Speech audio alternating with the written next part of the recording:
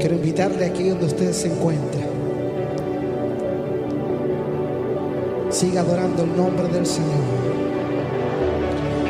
Cuando el Espíritu Santo está en medio nuestro, algo sucede, algo cambia. Él toca los corazones. La atmósfera cambia. Algo maravilloso empieza a pasar en nuestros corazones. Vamos a declararlo en esta hora.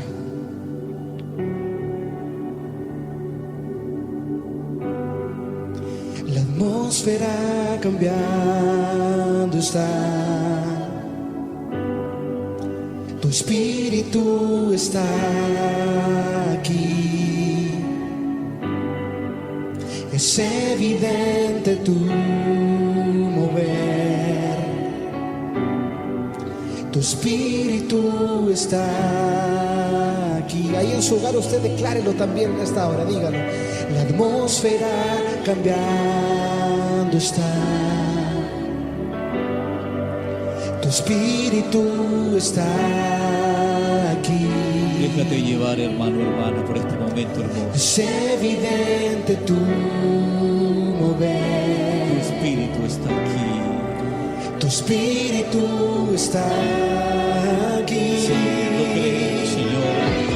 Llena este lugar, derramando tu amor. Aleluya. Tu amor me envuelve.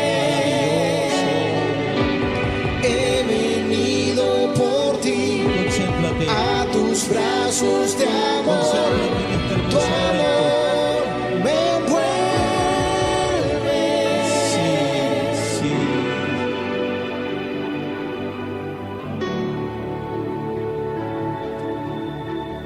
Aleluya. La atmósfera cambiando está. Tu espíritu está aquí. Es evidente tu poder. Es evidente tu Tu mover. espíritu está aquí. Señor, tu espíritu está aquí. Decláralo. Gloria. La atmósfera cambiando está. Donde había tristeza, ahora habrá alegría. Tu espíritu está aquí. Donde había enfermedad, habrá salud. Es evidente tu Donde mover. había soledad, habrá compañía. Tu espíritu está aquí. Llena este Llena este lugar. lugar, derramando tu amor. Tu amor me envuelve. He venido por ti a tus brazos de amor. Tu amor me envuelve. Dígaselo, llena. Llena este lugar, derramando tu amor.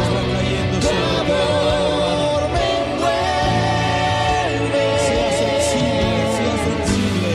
He venido por ti Mira qué hermoso. a tus brazos de amor. Tu amor me envuelve.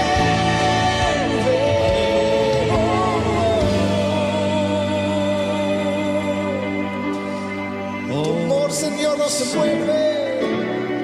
Tu presencia, Sí. tu espíritu llena. Sí, Jesús. Déjate envolver en esta hora en tu hogar ahí, hermano, por esa presencia de Dios, por ese poder. Dígalo, que tu poder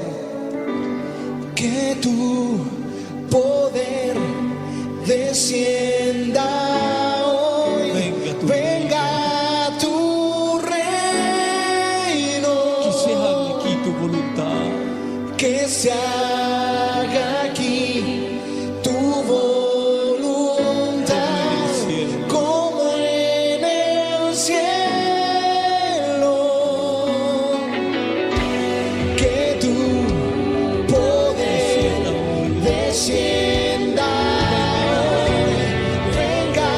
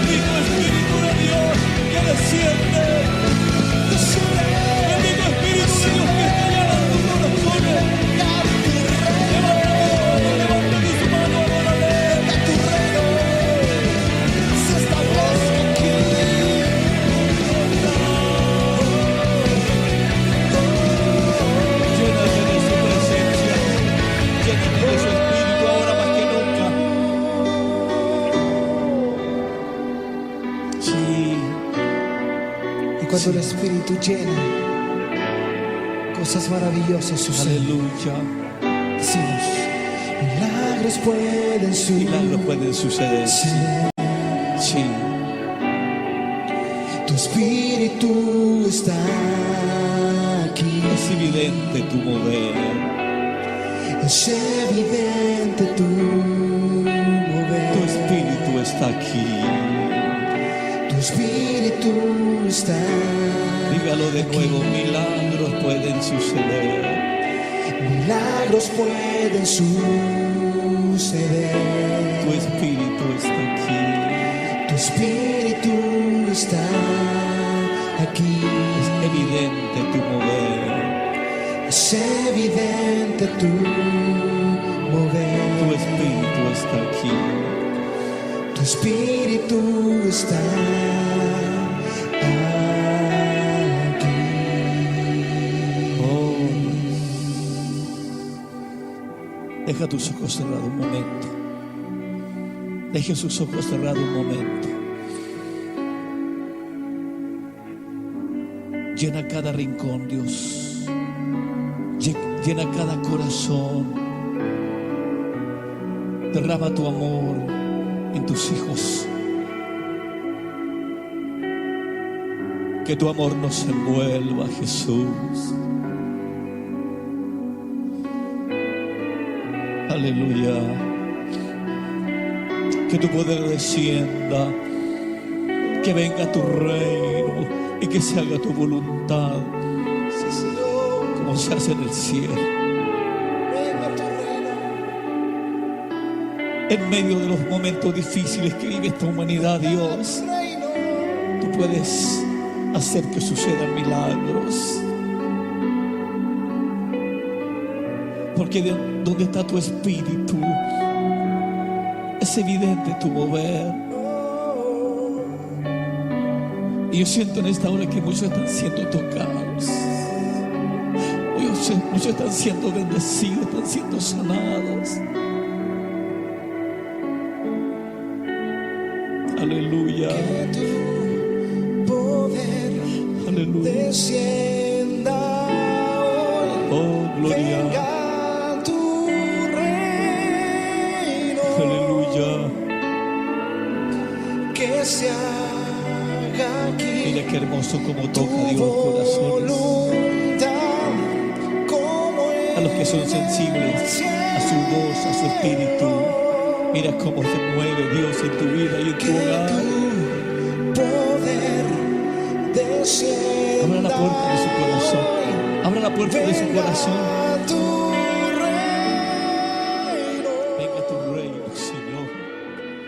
Que se haga Para que aquí. se haga tu voluntad.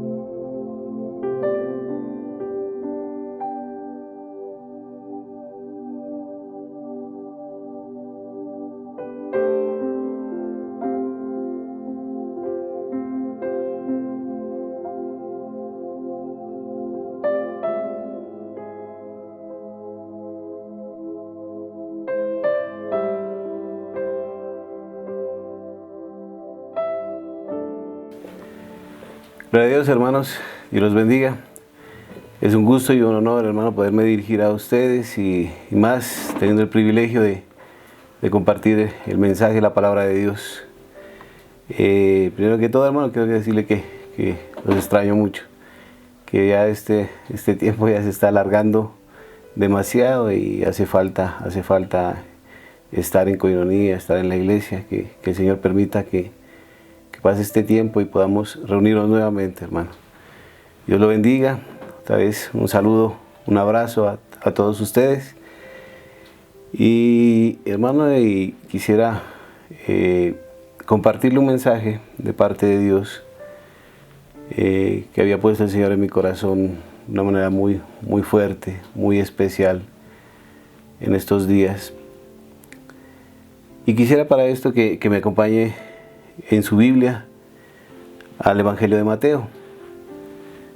En el capítulo 16, un mensaje, una porción de la palabra que el Señor Jesús lo hace en intimidad con sus discípulos. Lo hace con los escogidos, con los más cercanos, con aquellos que lo habían acompañado desde el inicio de su ministerio hasta el final, que ya estaba llegando. Dice Mateo 16, desde el verso 13, leemos la palabra de Dios con la bendición, con la guianza del Espíritu Santo, que el Espíritu Santo sea hoy guiando, hablando por medio de este vaso, para que esta palabra llegue a su corazón. Te damos gracias, Dios, quedamos en tus benditas manos y que sea tu Santo Espíritu el que hable a tus hijos. Mi hermano, leamos Mateo en el capítulo 16 desde el verso 13. Estoy seguro que usted ha leído y ha escuchado esta porción de la palabra de Dios. Dice: viniendo Jesús a la región de Cesarea de Filipo, preguntó a sus discípulos diciendo: ¿quién dicen los hombres que es el Hijo del Hombre? Ellos dijeron: unos Juan el Bautista, otros dicen que es Elías, otros Jeremías o alguno de los profetas. Y él les preguntó, y les hizo una pregunta para saber en qué momento estaban ellos, qué pensaban de él. ¿Y vosotros quién dices que soy yo? Entonces, hermano, el que siempre respondía, el que siempre levantaba la voz, era Pedro, ¿no? Y precisamente fue él.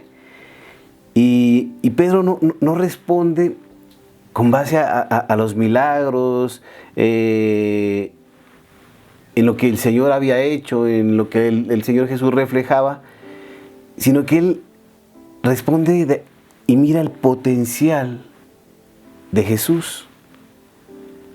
Algo que solo el Espíritu Santo podía haberle enseñado. Y entonces Simón Pedro dijo: tú eres el Cristo, el Hijo del Dios viviente. Entonces el Señor Jesús respondió: bienaventurado eres, Simón, hijo de Jonás, porque no te lo reveló carne ni sangre, sino mi Padre que está en los cielos. Y yo también te digo que tú eres Pedro, y sobre esta roca edificaré mi iglesia, y las puertas del Hades no prevalecerán contra ella. Y a ti te daré las llaves del reino de los cielos. Y todo lo que atares en la tierra será atado en los cielos, y todo lo que desatares en la tierra será desatado en los cielos. Entonces mandó a sus discípulos que a nadie le dijesen que él era el Jesús, el Cristo, el Mesías prometido. Dice el verso 21, desde entonces.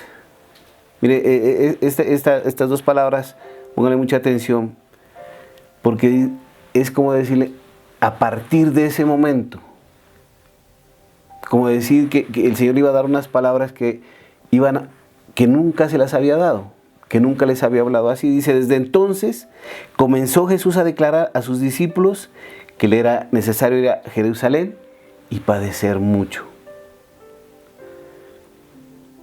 a causa de los ancianos, de los principales sacerdotes y de los escribas, y terminar siendo muerto, y luego resucitar al tercer día.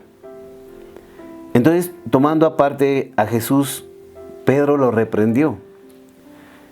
No lo permita Dios, Señor. Esto nunca te acontecerá.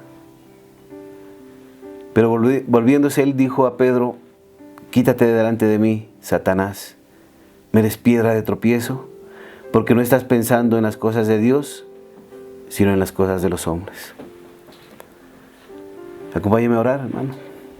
Padre, Dios Santo, Padre Santo, te damos gracias, Señor, por esta nueva oportunidad que nos permite, Señor, en tu presencia, Dios.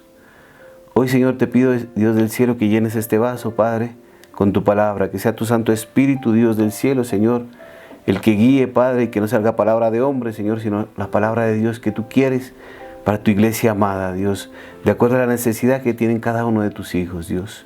Bendice este momento, bendice las personas que escuchan este mensaje, Dios, háblales con poder, Señor. Libera su mente, Dios del cielo, Señor, para que ellos puedan discernir, puedan asimilar y puedan vivir esta palabra, Dios del cielo. Quedamos en tus benditas manos, en el nombre maravilloso de Jesús. Amén y amén. Gloria a Dios, hermano. Le decía, este mensaje, esta parte de la palabra lo hemos estudiado en muchas ocasiones. Es un mensaje del tiempo final de Jesús. Era una conversación diferente del Señor Jesús con sus discípulos, diferente. Nunca Él había hablado de esa manera. Y usted le mira, yo le dije que le ponga énfasis cuando él dice en el verso 21, desde entonces, ¿no? O sea, a partir de ese momento empezó a hablarles de esta forma. Nunca Él les había dicho que iba a padecer, iba a tener dolor hasta morir. Y había un propósito para ese dolor, por supuesto. Había un propósito gigante para el sufrimiento que venía para el Señor. Usted lo conoce, el propósito enorme de la salvación suya, la salvación mía. Dice en Hebreos 3:18 que Jesús estaba destinado a padecer. Destinado a padecer. Destinado a tener dolor. Destinado a tener dolor físico, dolor en su alma.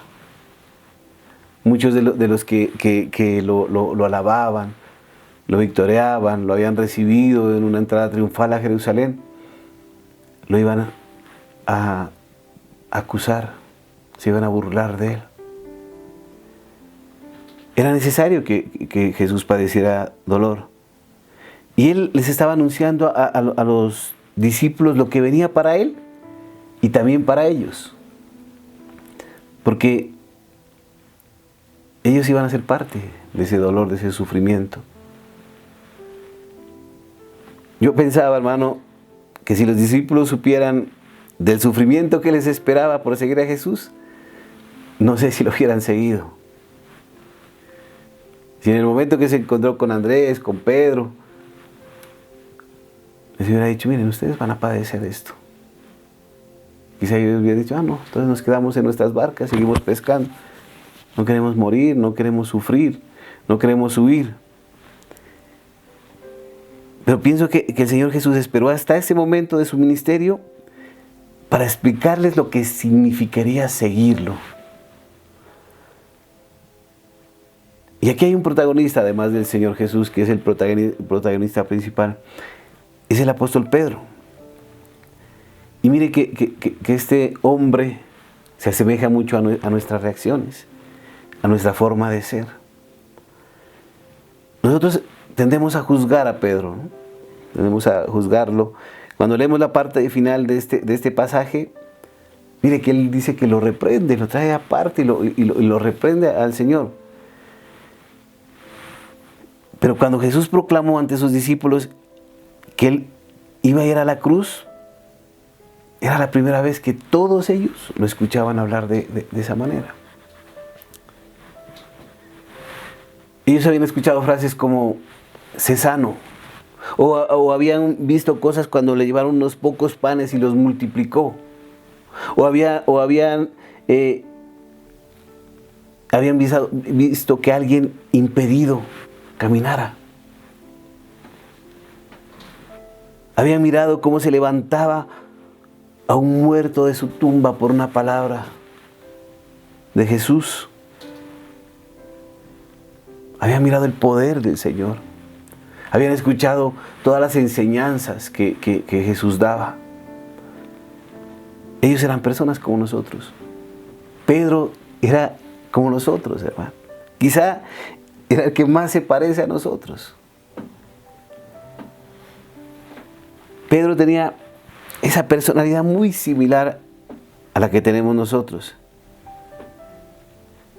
Entonces, lo primero que se me venía a mi corazón era que el Señor Jesús, con todos sus dones, discernía y miraba el potencial que tenía Pedro, a pesar de Pedro. El Señor sabía lo que podía lograr con este hombre y por eso lo había escogido desde antes. Y por eso en el momento que lo miró le dijo, no, ya no vas a pescar peces, vas a pescar hombres. Él no miró un pescador, quizá ignorante. No miró un hombre que era impulsivo.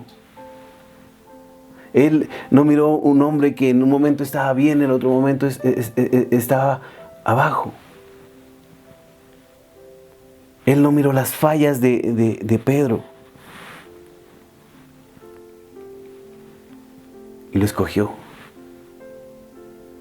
¿Por qué? Porque el Señor miró el potencial que tenía Pedro. Él miraba más allá de todas esas cosas, de su comportamiento, de cómo él era, quizás hasta de su físico. Él miraba más allá.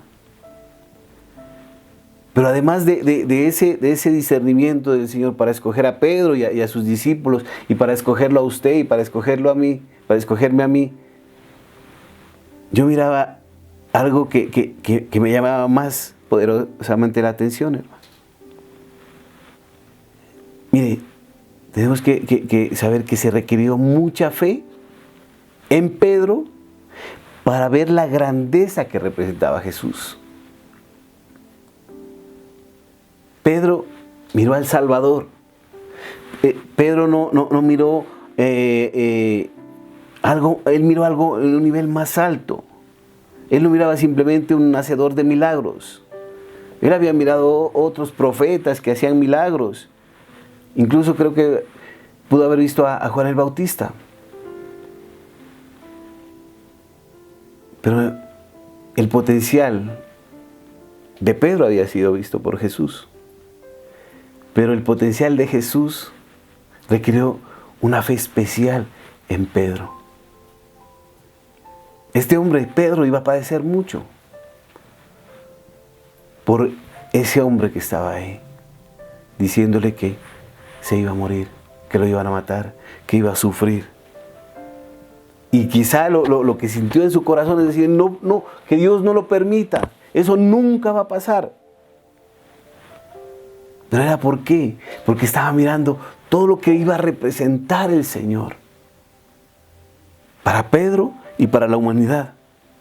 Él se daba cuenta que Jesús hablaba con una autoridad diferente. Él oraba de una forma diferente. Él vivía de una forma diferente. Y eso hizo creer en Pedro que ese hombre era el indicado. De pronto fue algo similar a lo que le sucedió a usted y lo que me sucedió a mí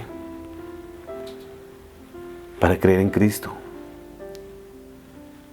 Antes no creíamos, muchos de nosotros no creíamos. Pero llegó un momento en que de alguna manera llegó a nuestras vidas y nos habló y fue diferente. Y sentimos su voz y lo sentimos en nuestro corazón y nadie nos había hablado así. Y empezó a obrar en nuestra vida y nadie había obrado en nuestra vida como el Señor Jesús lo hace. Y le creímos. Y no como antes, porque sabíamos que existía Jesús. Y ya. Pero ahora sabemos y vivimos a Jesús. Eso fue lo que le pasó a Pedro. Miró el potencial del Salvador. Miró el potencial del Mesías. Miró al Cristo delante de él. Y le creía. A pesar de todo.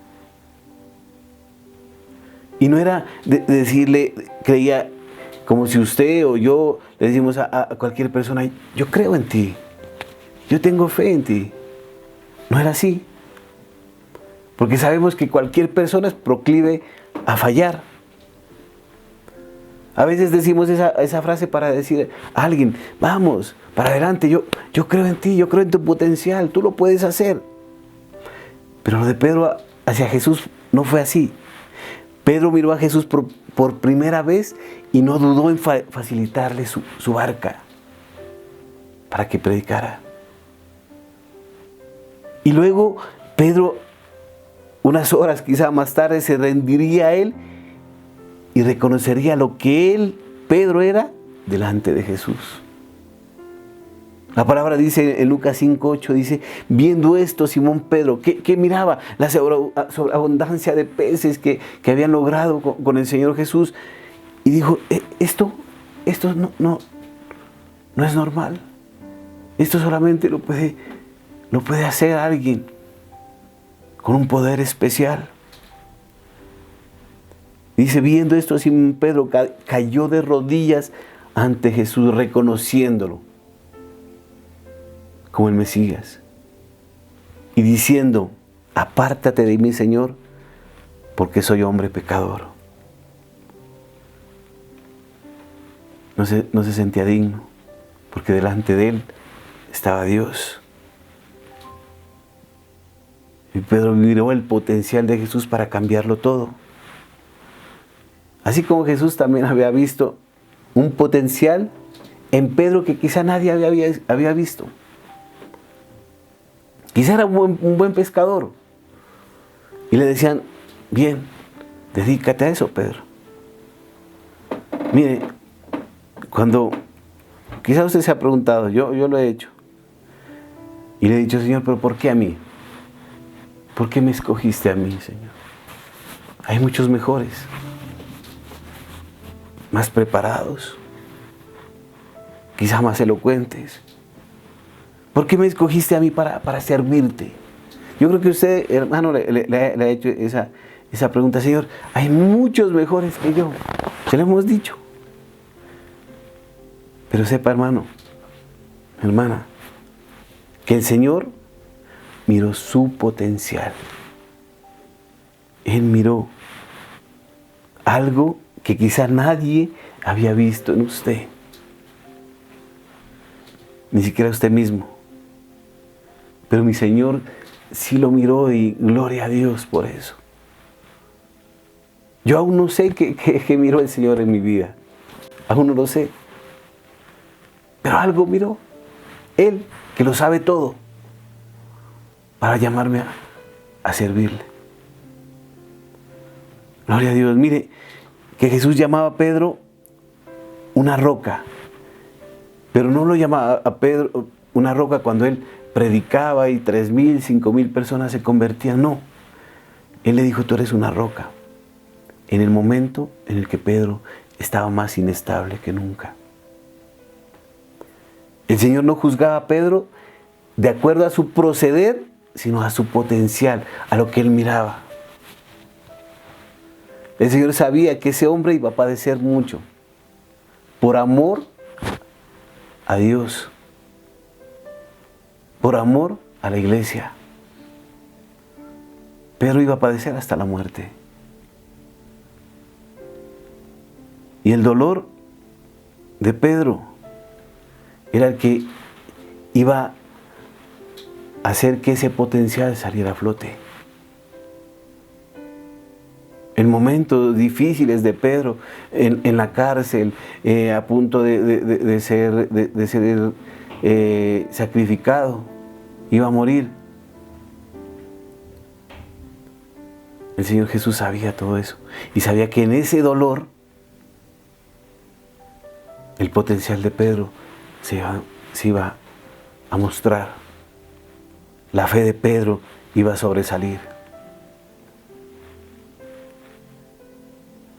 Hermano, Dios por eso sabe cosas de lo que usted es, del potencial que ni su madre, ni su padre sabe, ni su esposo, ni su esposa, ni su ser más querido sabe.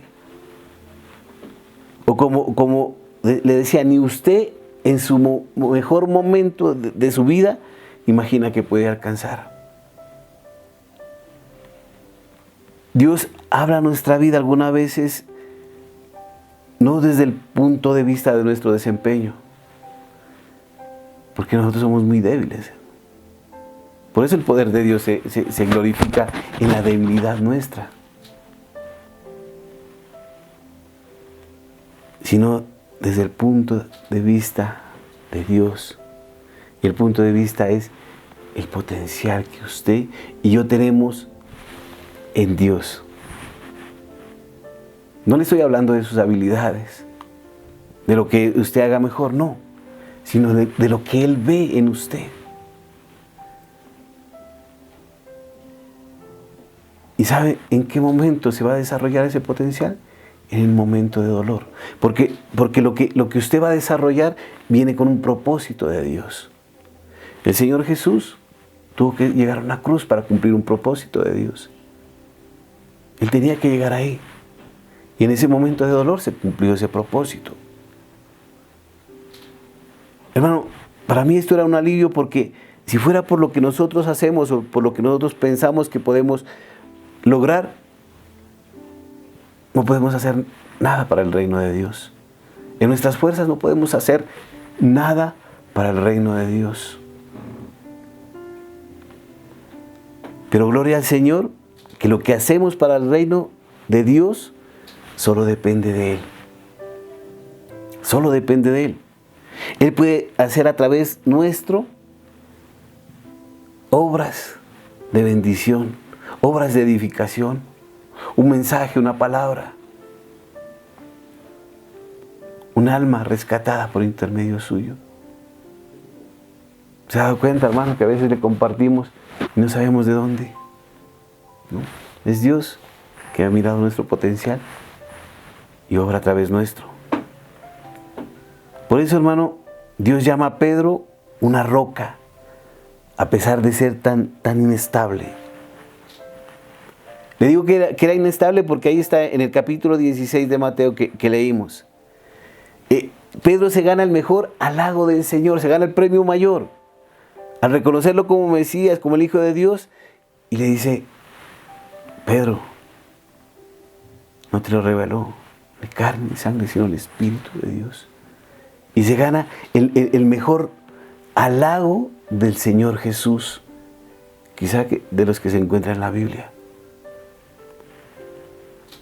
Pero rato después, 6 versículos más adelante, llega del lugar más alto, del lugar del halago, al lugar más bajo. Aléjate de mí, Satanás. Era inestable. Pero ¿sabe qué hace el Señor Jesús? Lo llama roca, lo llama fuerte. Y en ese momento no era fuerte. Ni más adelante no era fuerte. Por eso es hermoso, hermano, cuando usted lee la palabra, el Señor Jesús está en el patio siendo golpeado, al otro día va a ser crucificado, y Pedro lo niega.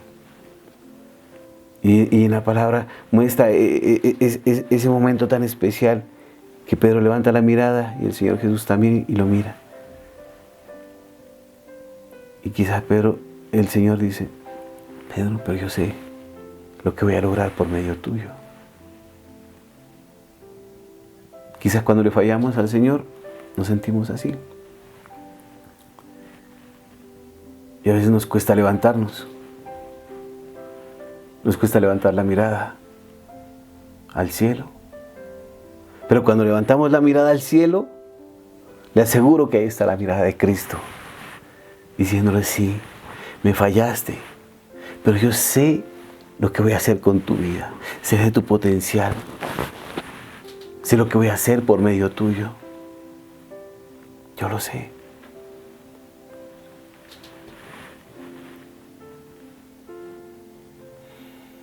Pedro, de ser tan lleno de tanta fe y tan preciso en su valoración de Jesús, pasa a hacer una declaración que va en contravía del reino y del propósito de Dios. Y como le decía, nosotros somos así. Mire que le pongo un ejemplo. Antes de estar de pronto escuchando la palabra, o cuando asistíamos al culto, estábamos en nuestras casas y no éramos los santos que reflejábamos en el templo.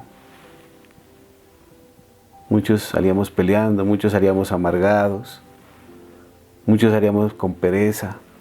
Y llegábamos al templo a la hora del culto y cambiaba la cara de santidad. Es que nosotros tenemos, de un momento a otro tenemos el potencial más grande, el poder de Dios y el propósito de Dios, pero también tenemos el potencial más grande para el dolor y el fracaso. Aquí, en este mismo vaso. En el mismo vaso. Pero ¿qué cambia eso? ¿Qué cambia de ser un vaso de dolor y fracaso a convertirse en un vaso en el que el Señor Jesús muestra su poder a través suyo, a través mío, a través de una palabra? ¿Sabe qué es? La obra de Dios en nuestra vida. Es la mirada de Cristo en usted y en mí para desarrollar la obra del reino de Dios aquí.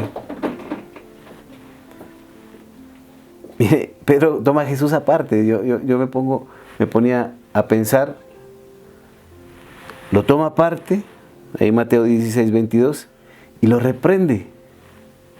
Es una mala idea, hermano, ahí quizá en su momento de dolor o desánimo en su vida, que le diga al Señor del universo que su plan está equivocado. Dice Mateo 16, 22, leámoslo de nuevo, dice, y quiero que lo tome de una forma diferente. Dice Mateo, en el capítulo 16, 22, dice, tomando aparte a Jesús, Pedro lo reprendió. No lo permita Dios. Señor, eso, mira esta palabra, nunca te acontecerá. La versión de la Biblia de las Américas. Esa palabra es contundente, nunca. Es algo enfático, es decir, jamás va a ocurrir. Que tú mueras, que tú sientas dolor, que tú sufras, que tú tengas padecimientos, eso no va a ocurrir nunca. Muchas veces, mire, que esa palabra la decimos guiado por nuestras emociones, sin percatarnos del significado que tiene. Nunca digas nunca, ¿no? Dicen. Mire, es como escuchar le voy a poner un ejemplo que me pasó. Es como escuchar a una jovencita decir, yo nunca, cuando tenga hijos, yo nunca los voy a gritar. Yo les voy a hablar, los voy a aconsejar, les voy a hablar con el amor y la sabiduría. Pero usted que es padre, yo que soy padre, hace un momento estaban por aquí mis nietos. Y yo escucho a la mamá y es gritos a cada rato. Entonces dice, nunca los voy a gritar. Esperemos que tenga hijos, pensaba yo. Esperemos. Ojalá. ¿Cuántos de nosotros hemos dicho, nunca voy a dejar este negocio, y a la menor derrota lo dejamos? O le prometemos a alguien que nunca lo vamos a dejar solo y no lo cumplimos. Estoy seguro, hermano, que muchos de ustedes se encuentran o se han encontrado en una situación que pensaron que nunca podía ocurrirles lo que han vivido. La vida, los momentos de la vida que permite el Señor va a derrotar nuestro concepto de nunca. De hecho, el mundo se encuentra en una situación que nunca pensó vivir en este momento. Si no, regrésese 12 meses. Hace 12 meses el mundo dijo, estar encerrados, estar viviendo lo que está viviendo nunca nos va a ocurrir. Y ese nunca de Pedro es como pensar en nuestra propia seguridad, que nunca haríamos algunas cosas. Miramos a otros y los criticamos. Miren, nosotros a veces llegamos y le decimos a una persona, reprendiéndolo con amor, le decimos, un cristiano nunca debe estar reprimido. El cristiano debe estar en el gozo del Señor. Regocíjese en el Señor siempre, en toda circunstancia. No importa lo que estés viviendo, tienes que vivir en gozo. Hasta que pase algo en nuestra vida que nos derriba y nos saca de ese equilibrio. Y entonces nos hace vivir eso. Pensamos, ¿tenemos que vivir en el gozo? Sí, pero es difícil. Y lo que juzgamos o recriminamos a otros podría estar pasándonos a nosotros. Lo que no entendemos en la reacción de otros a ciertas circunstancias podría tocar a nuestra puerta mañana.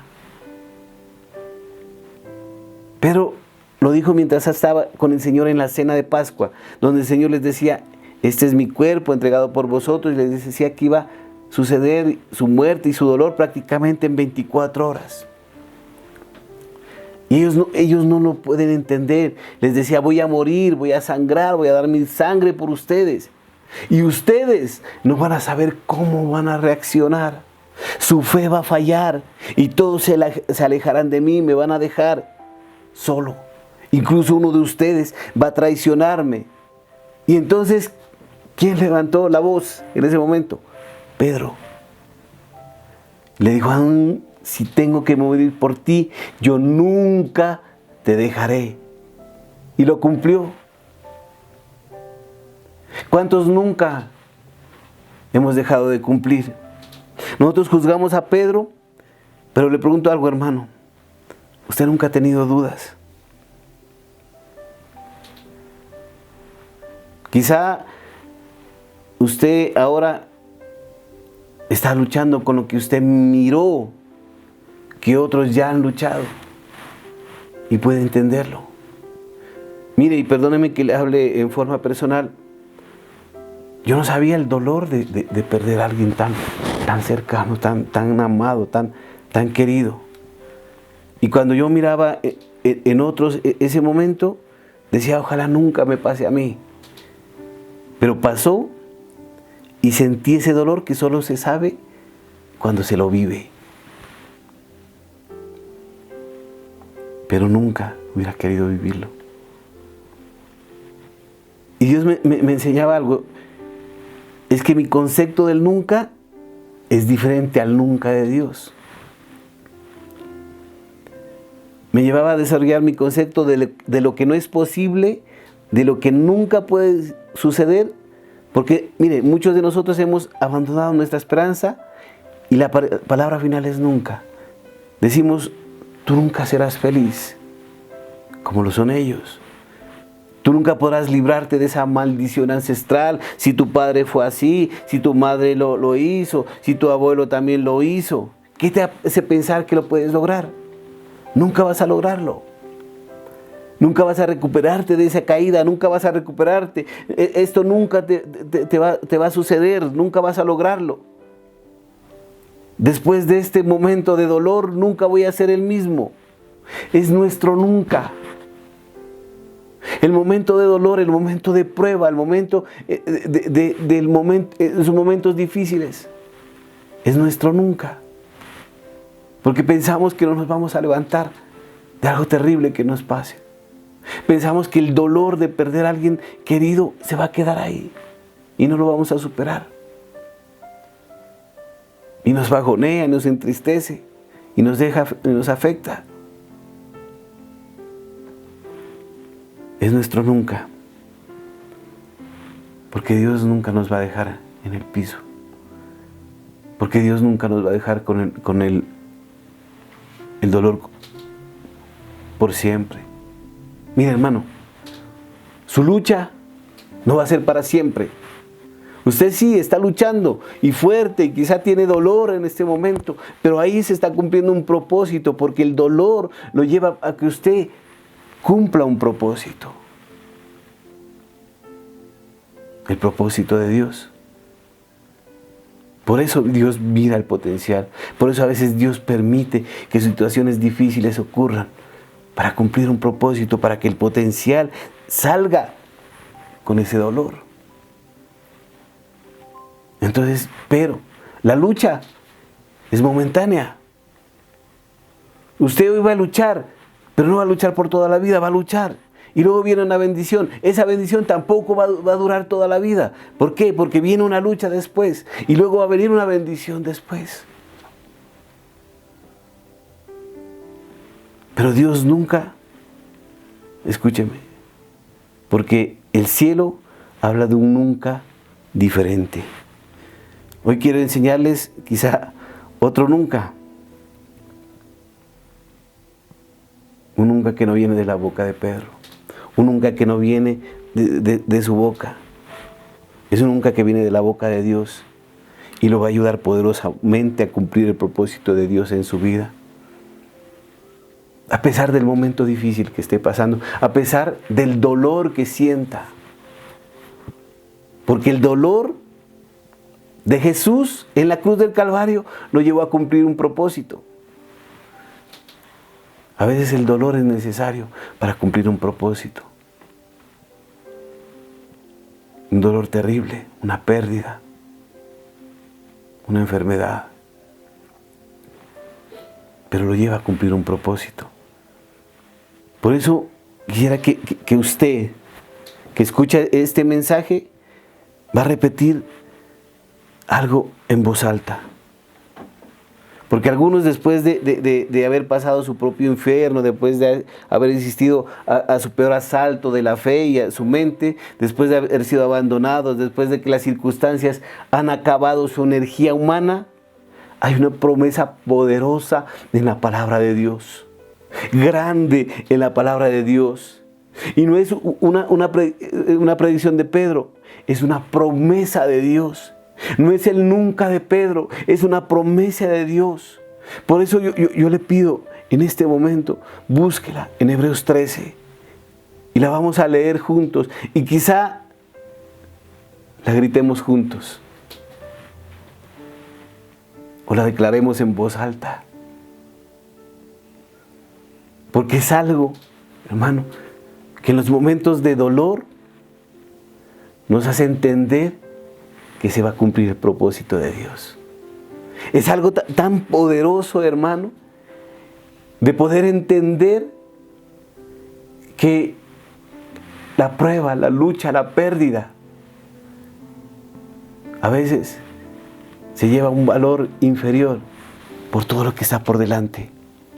Por eso el Señor miraba a Pedro inestable y le decía, tú eres una roca.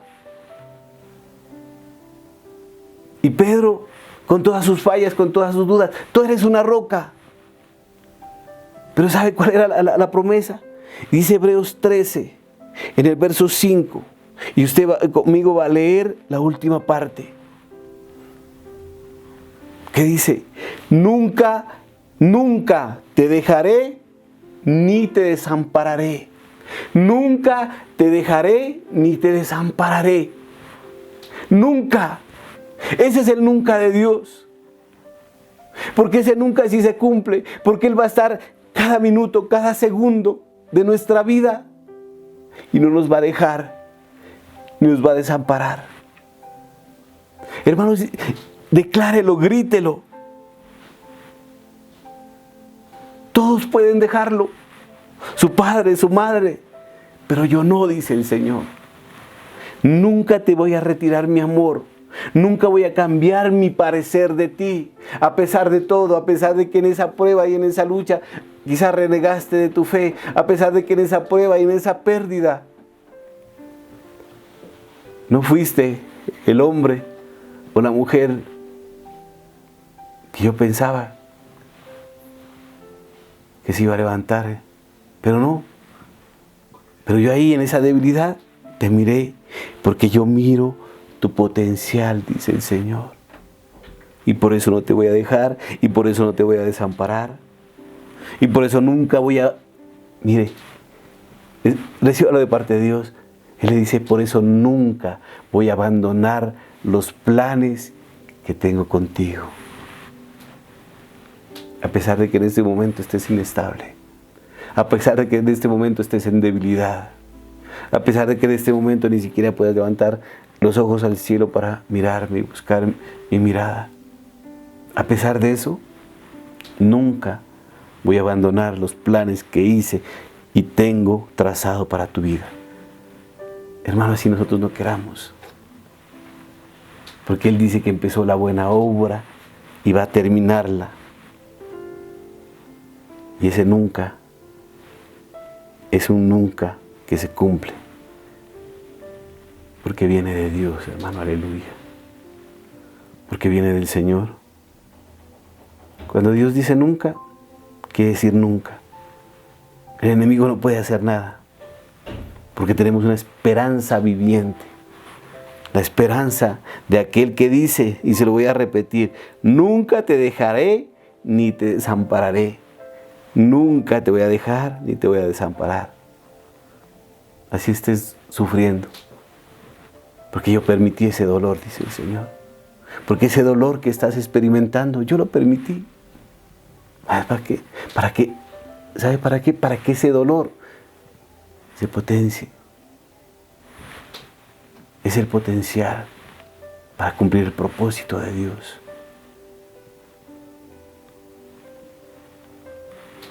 Tenemos esa esperanza viviente. Quizá usted pueda cambiar su opinión de su potencial. Diga, yo no lo puedo hacer. Y quizá la gente no crea en usted. Pero Dios sí. Dios sí. A pesar de todo, Dios sí. Por eso nuestra esperanza debe estar edificada en nuestro Señor. El Salmo 42:11 dice, ¿por qué estoy desanimado? ¿Por qué está tan triste mi corazón? ¿Por qué estoy en esta prueba y no puedo levantarme? ¿Por qué estoy en el piso en este momento? Y entonces dice el salmista, pondré mi esperanza ¿en quién? En Dios. En el Dios que tiene un propósito para mi vida. En el Dios que me escogió a pesar de mí. En el Dios que miró en mí algo que los demás no miraron, ni siquiera yo lo miré. En el Dios que a pesar del dolor, de la prueba, de que de pronto no he reaccionado como Dios quiere. Esperanza en ese Dios. Y entonces dice nuevamente, ¿después de qué? Después de poner la esperanza en Él. Después de decir y entender esto que le estoy diciendo, hermano. Porque si usted está viviendo en un momento de debilidad, de prueba, esta tiene que cambiar su perspectiva. ¿Por qué estoy desanimado? ¿Por qué está tan triste mi corazón? ¿Cuál es el remedio? Poner nuestra esperanza en Dios. Y entonces ya no vamos a estar desanimados, sino que nuevamente te alabaré, mi Salvador y mi Dios. Y entonces cambia, aleluya. Por eso nuestra esperanza no es circunstancial. No es por lo que usted esté viviendo, no es por su estado de ánimo, ni por mi estado de ánimo. Por eso quizá en este momento no miramos propósito en nuestra vida. Pero Dios sí. Dios sí. Dios mira el propósito que tiene para usted. Dios lo está mirando. Quizá en este momento usted diga, pero si estoy así, si estoy tan desanimado. Pero Dios mira. Imagínese cómo salía Jesús del patio. Después de la mirada de Pedro del patio, después de la mirada del Señor Jesús. Yo no le fallé. Yo no me merezco nada. Esto se acabó. Nunca voy a volver a compartir la palabra. Nunca voy a volver a predicar. Me voy a pescar. Ya no hombres, sino peces. No miraba ya potencial. Quizá la esposa lo recibió y le dijo, ¿qué te pasa? Se acabó. Todo se acabó. Le fallé al maestro. No sirvo para ser un discípulo. No sirvo para ser un apóstol. Hasta aquí se acabó mi vida espiritual. Pero llega un momento en que el Señor Jesús, después de la resurrección, lo volvió a llamar. Y le dijo: Pedro, todavía creo en ti. Todavía creo en ti. Nuestra esperanza no es circunstancial, no es por lo que vivamos. Por eso Romanos 5:2 dice que nosotros esperamos es en la gloria de Dios. Esa es mi esperanza. Mi esperanza. ¿Y sabe qué? Nuestra esperanza, porque mi esperanza es diferente a la suya. Porque nuestra esperanza está pasada por fuego.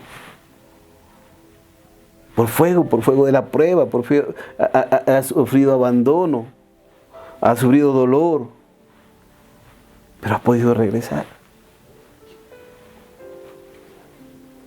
Porque mi Señor no solamente me enseñó en la cruz cómo librarme de mi pecado, también me enseñó cómo lidiar con mi dolor para hacerme saber que los sufrimientos del presente no son dignos de ser comparados con la gloria que será revelada.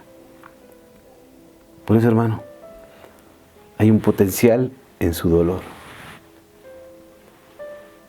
El Señor no cambió su parecer con Pedro cuando Él dijo: nunca te voy a dejar, y no lo cumplió. Hermano, porque la palabra dice que cuando éramos pecadores, Cristo murió por nosotros, ¿no? Lo lee en Romanos 5:8. ¿Cuándo? ¿Cuando usted fue triunfador? No, cuando usted y yo fuimos pecadores. Ahí murió por nosotros. No cuando estábamos en victoria. No cuando estábamos en nuestro mejor momento. Cuando estábamos muertos, hermano. Y no sobre la base de mi actuación, sino sobre la base de su propósito. Y nada podrá arrancarnos de su mano, hermano. Por eso, para ir terminando, déjeme decirle que cualquiera que sea su tipo particular de dolor en este momento, en su vida, ya sea la traición de una relación, Jesús experimentó eso, lo traicionaron. Ya sea una tentación, Jesús pasó por todas las formas de tentación. Cualquiera que sea su pérdida, Jesús tuvo pérdidas en su vida, las vivió. Hoy le digo, yo conozco un hombre que es más grande que su dolor. Conozco un hombre que es más grande que su vergüenza del pecado. Que cuando éramos pecadores, Él vio en usted algo diferente. Es Él que dice que cree en usted. ¿Se imagina eso? Yo creo porque voy a desarrollar mi propósito en tu vida. Y ese Dios, ese Señor nuestro, nos ve como el proyecto original. No importa que la vida haya querido taparlo con duda, con temor, con pruebas, con dificultades, con volver atrás, con decepciones, con rechazo, con pérdida, con muerte, con enfermedad. No importa que la vida nos haga creer que hemos fracasado. Jesús todavía mira el proyecto original en usted. Jesús tenía que ir a Jerusalén. A Pedro no le gustaba, los discípulos no podían soportarlo. Incluso Él pidió pasar esa copa, pero había un propósito en el dolor. Pues el dolor tiene un potencial para cumplir ese propósito. Jesús tenía que padecer en la cruz para aprender obediencia, dice la palabra. Él tenía que padecer. Y sufrió mucho. Pero había un propósito. Quizá usted esté sufriendo, quizá usted tenga pruebas, tenga momentos difíciles, pero hay un propósito en este momento. Quizá no son momentos gratos, sino de dolor y pérdida, pero es lo que hacen con el dolor lo que lo hace diferente. Ese dolor, ¿en qué se va a convertir? ¿Se va a convertir en frustración? Mire, ¿en qué se convirtió el dolor de Cristo en la cruz? En salvación, en victoria. Muchas personas morían en la cruz en el tiempo que Él fue crucificado. Muchas personas. Pero ¿qué lo hizo diferente? ¿Qué hizo diferente? Fue el propósito que Él llevaba. Lo que hizo con ese dolor. Porque aún ese dolor dice que aún en ese dolor dice que Él tenía un gozo puesto delante de Él. Y soportó la vergüenza y luego se sentó a la derecha del Padre. Gloria a Dios. Entonces, hermano, es lo mismo. Si usted está en un momento de dolor, ese dolor usted lo puede transformar para bien, para edificación, para seguir cumpliendo su propósito. Que ese dolor sea la potencia para que Cristo, para que el Señor cumpla su propósito en su vida. El plan original que tiene para usted. Gloria a Cristo, hermano. Gloria a Dios por enseñarnos que en el dolor estamos creciendo. Por enseñarnos que en las pérdidas nos vamos a levantar más fuertes. Por enseñarnos que en las circunstancias adversas van a estar para bien de nuestra vida. Pero con la confianza de que el Señor aún tiene un propósito grande para usted y para mí. Y simplemente la promesa de Hebreos 13, nunca te dejaré ni te desampararé. Gloria a mi Señor. Gracias, Dios. Permítame orar, hermano, para terminar este mensaje. Permítame ministrar desde este lugar la palabra de Dios. Padre Santo, Padre mío, te damos gracias, Señor, por tu palabra, Dios. Por enseñarnos, Dios del cielo, que los momentos duros y fuertes de nuestra vida son los que nos llevan a potenciar nuestra fe. Que el dolor es el que potencia nuestro crecimiento espiritual, Dios del cielo. Que muchas veces no lo entendemos, que muchas veces no lo queremos, porque es dolor, porque es un momento difícil, porque llega a nuestra vida quizá en el momento para nosotros menos oportuno, pero llega el momento exacto, porque tú lo permites, Dios. Por eso, Señor, ayúdanos a entender en los momentos que estemos sufriendo, Dios, que solo tú, Señor, eres el que nunca vas a permitir que volvamos atrás. Y nunca vas a dejar que un plan tuyo no se lleve a cabo, Dios del cielo. Por eso, en este momento, Señor, quiero poner la vida de mis hermanos, de mis hermanas, de las personas que escuchan este mensaje, Padre, que quizás están atravesando por un momento difícil de su vida, Padre. Hoy, dales la confianza, Señor. Pon en su corazón, en su boca, Dios del cielo, en su mente. Nunca te dejaré ni te desampararé. Padre, que podamos entender que en ese momento tú estás más cerca nuestro, Dios de la gloria, Señor. Y que a pesar de nosotros, a pesar de nuestro comportamiento, a pesar de nuestros momentos, Padre, tú miras más allá, Padre. Así como lo hiciste con Pedro, Dios. Lo llamaste roca. Porque sabías toda la obra que ibas a cumplir a través de este hombre, Señor. Que quizá en el momento que se lo dijo Dios, no era el momento adecuado. Quizás los que lo escuchaban, Dios del cielo, Señor, no lo entendían. Pero tú sí, Señor. Tú sí sabías, Padre, lo que ibas a lograr para tu reino mediante este varón, Padre. Que lo mismo sea para nosotros, Dios del cielo, Señor. No importa que no crean en nosotros, Dios. Lo importante, Padre, es que cumpla tu propósito en nuestra vida, Dios del cielo. Gracias, Padre. Bendice, Señor, a tu iglesia, Padre. Bendice, Dios del cielo, Señor, a tus siervos. Bendice, Padre, a nuestro pastor, Señor. Guárdalo, Padre. Bendícelo, Señor. Llénalo con un vaso de honra, Padre. Dios del cielo, bendice a la iglesia de Cristo, Señor. Con toda bendición y con toda palabra, Señor, de verdad y de fortaleza, Padre. Gracias, Dios. A ti la gloria, la honra, por los siglos de los siglos. Amén y amén. Gloria a Dios, hermano.